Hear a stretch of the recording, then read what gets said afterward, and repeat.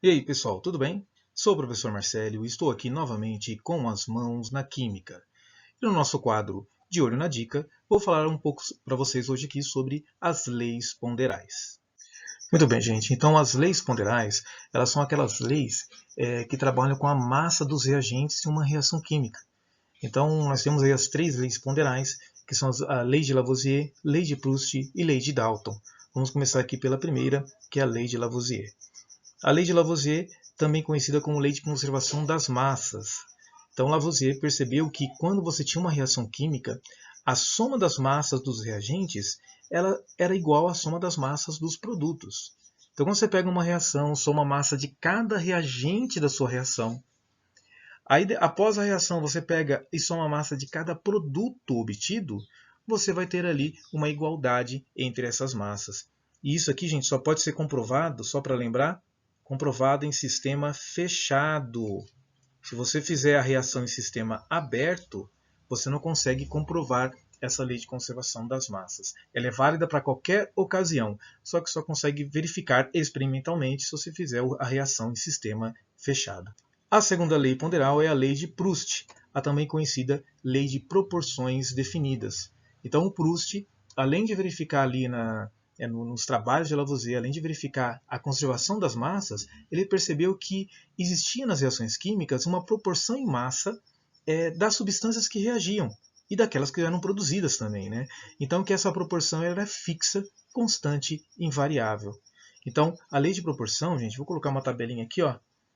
Se você pegasse, por exemplo, aqui no exemplo, né, gás hidrogênio reagindo com gás cloro para formar cloreto de hidrogênio. Tá? Então, nessa reação, o gás hidrogênio e o gás cloro seriam os reagentes. E o cloreto de hidrogênio ele seria o nosso produto. E aí percebam o seguinte, né, que a conservação de massa é válida ainda. Ó, 2 mais 71 né, nos reagentes, obtendo ali como produto 73 gramas. Só que ele percebeu o seguinte, pessoal, que para cada 2 gramas de gás hidrogênio, ele reagia 71 gramas de gás cloro. E que essa proporção era mantida mesmo que você fizesse alterações aí nas quantidades. Então, por exemplo, se eu pego aqui e dobro a quantidade de gás hidrogênio, ó, dobro aqui a quantidade de gás hidrogênio, o gás cloro necessário para reagir com essa nova quantidade de hidrogênio, com esses 4 gramas, também tem que dobrar. Então, se você dobrou um reagente, o outro reagente também vai dobrar. E o mesmo vai acontecer com o produto obtido aqui, ó, porque 146 é exatamente o que? O dobro da quantidade inicial, que era 73 gramas. E se você triplicar, por exemplo, aqui ó, do experimento 1 para o experimento 3, você tem 3 vezes o valor. 3 vezes 2, 6. O que vai acontecer? A quantidade do segundo reagente também deve triplicar para ter uma reação completa. E a quantidade de produto aqui também será o triplo do valor. A terceira lei ponderal é a lei de Dalton, conhecido também como lei das proporções múltiplas. Então Dalton ele percebeu, também continuando os estudos de Lavoisier e Proust, ele percebeu que quando dois elementos químicos formam vários compostos, então acontece muito isso na química, né? Carbono com oxigênio pode formar o monóxido de carbono e dióxido de carbono, enxofre com oxigênio também pode formar dióxido de enxofre ou trióxido de enxofre. Tá bom? Então, quando você tinha substâncias que formavam vários compostos, se você fixar a massa de um dos elementos, a massa do outro varia, em uma proporção de números inteiros e pequenos. Bom, isso aqui, gente, vamos colocar com valores aqui para vocês. Então, percebam o seguinte. No primeiro e segundo experimento, nessa tabela, gás nitrogênio reagindo com oxigênio, formando óxido de nitrogênio. Ok?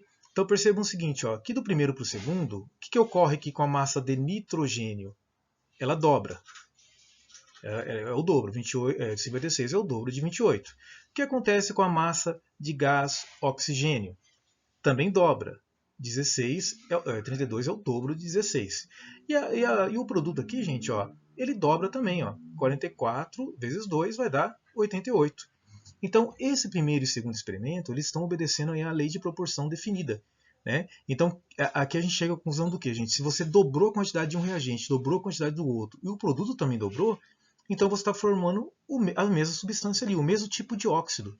Tá? É o mesmo tipo de óxido. Nesse caso aqui, gente, ó, de 1 para 2 é a reação com o mesmo óxido, você só está multiplicando, né, proporcionalmente ali todos os componentes da reação.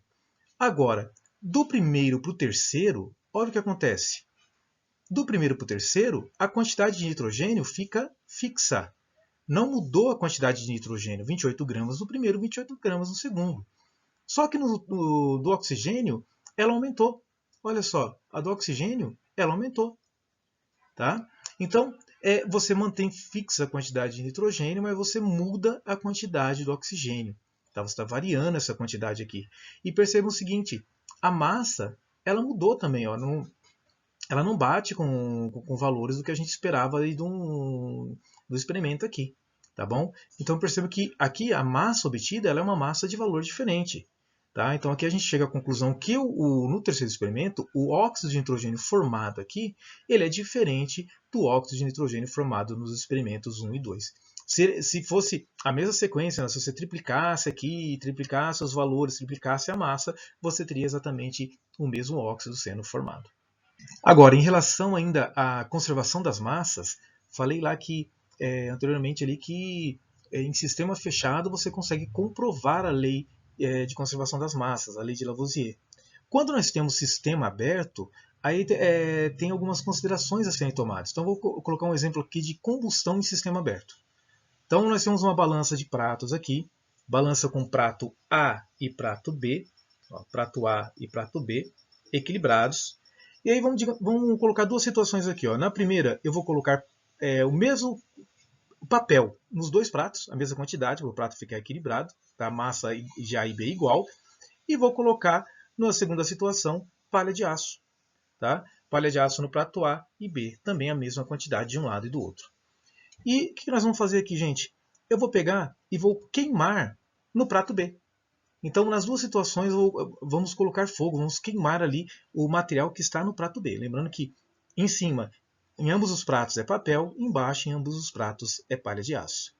Quando você efetua a queima, o que vai acontecer? Lá em cima, no prato com papel, o prato B ele vai ficar com uma massa menor. Né? E aí a balança vai tender, né? O prato A vai ficar mais pesado, né? Vai ficar com uma massa maior, vai descer, e o prato B vai subir. Por que isso aqui acontece? Porque quando você queima materiais, principalmente materiais orgânicos, você tem a geração de fumaça, você tem liberação de gás. Então o gás escapa e como o sistema é aberto, você não consegue medir a massa desse gás que escapou. Aqui no caso do papel vai liberar gás carbônico e vapor d'água, né? Então você não consegue medir aqui a massa que escapou, tá bom? Então, quando você tem essa situação em que ocorre desprendimento de gás, ocorre liberação de gás na reação, a massa do sistema, se for feita em um sistema aberto, a massa de onde você fez a reação, ela vai acabar sendo menor do que a inicial. Já na segunda situação, com palha de aço, né? Então você tem aqui na palha de aço, principalmente o metal ferro. Quando você queima metais, você vai acontecer esse tipo de situação aqui. Ó. O prato B, no caso que é o que nós estamos queimando, ele vai ficar mais pesado, a massa dele vai ficar maior. Por que isso acontece? Porque quando você queima o metal, toda queima ela envolve a reação, por exemplo, com o gás oxigênio. E quando você faz a queima de um metal, o metal ele incorpora o gás oxigênio. Então o gás oxigênio ele vai estar entrando ali no componente e vai estar sendo incorporado ao material sólido. E isso faz com que a massa desse prato aqui seja maior do que a massa do prato inicial. Então vamos lá, ó. Há a liberação de gás, né? Uma reação, não precisa nem ser queima, né? Mas uma reação que tem liberação de gás, então, opa, o gás escapa, você não consegue medir o gás que escapou. Agora, quando você queima o material, você faz uma reação, né, em que ocorre a incorporação do gás, não tem o gás sendo liberado, o gás está sendo incorporado no material sólido, então a massa desse produto final vai ser maior do que a inicial. Bem, pessoal, espero que vocês tenham gostado do vídeo de hoje e aguardo vocês no nosso próximo Com as Mãos na Química.